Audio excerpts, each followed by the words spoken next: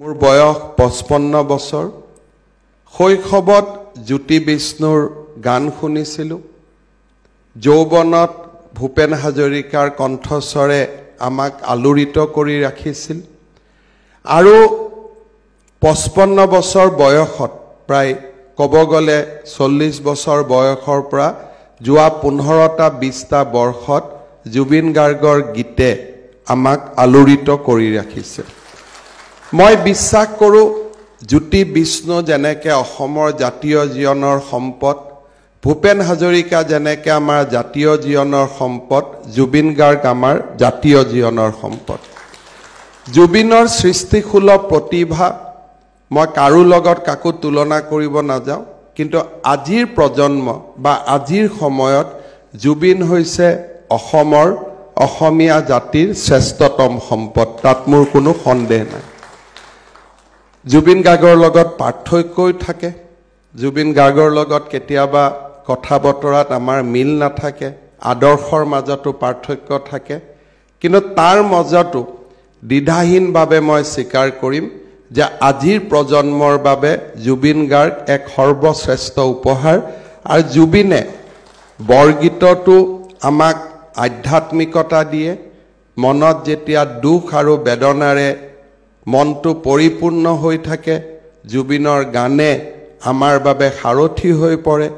বিহুৰ সময়ত জুবিনৰ গানে আমাক মতলীয়া কৰে আৰু জীৱনৰ আনন্দৰ সময়ত জুবিনৰ গানে সেই আনন্দক আৰু অৰ্থপূৰ্ণ কৰি তোলে আমাৰ প্ৰজন্মৰ বাবে আমি তিনিটা প্ৰজন্ম দেখিছোঁ আৰু তাৰ মাজত জুবিনৰ এক অন্যতম স্থান আছে জুবিনক লৈ জাতিয়ে গৌৰৱ কৰে আৰু জুবিনক লৈ জাতিয়ে গৌৰৱ কৰি থাকিব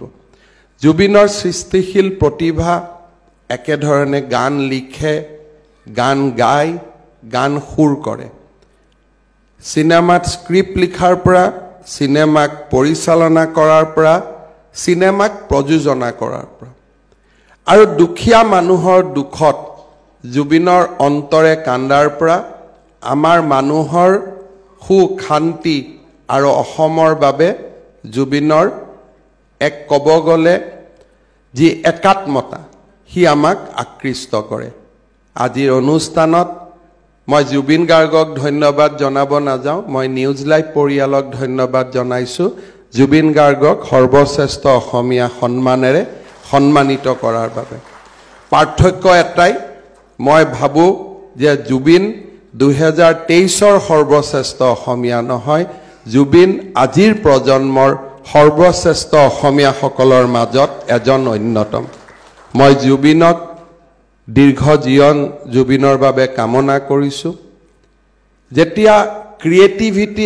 এজন মানুহৰ জীৱনৰ পণ হয় আমাৰ দৰে ব্যৱহাৰ তেওঁৰ পৰা আশা কৰাটো অনুচিত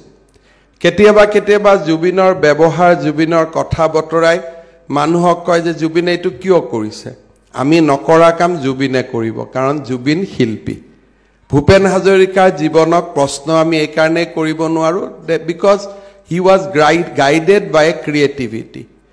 জুবিনৰ সৃষ্টিয়ে জুবিনৰ জীৱনক গতি দিয়ে কৰবাত সৃষ্টিৰ লগত একাত্ম হ'ব যাওঁতে আমাৰ লগত ব্যৱহাৰ নিমিলা হৈ যায় কেতিয়াবা আমি ভাবোঁ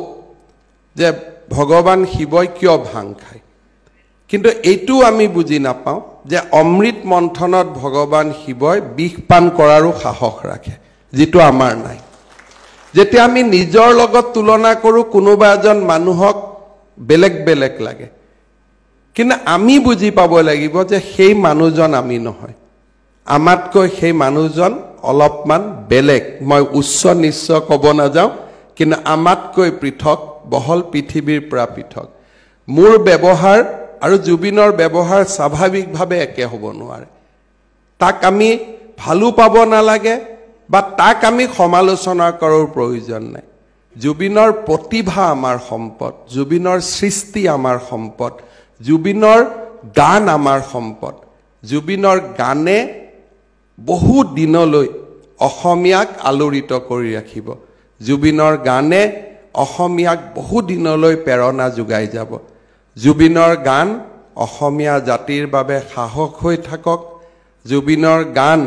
মানুহৰ সুখ দুখৰ প্ৰতিফলনৰ এক মূৰ্ত প্ৰতীক হৈ ৰওক। জুবিনে দীৰ্ঘ জীৱন লাভ কৰি অসমীয়া জাতিক সমৃদ্ধ কৰি ৰাখক।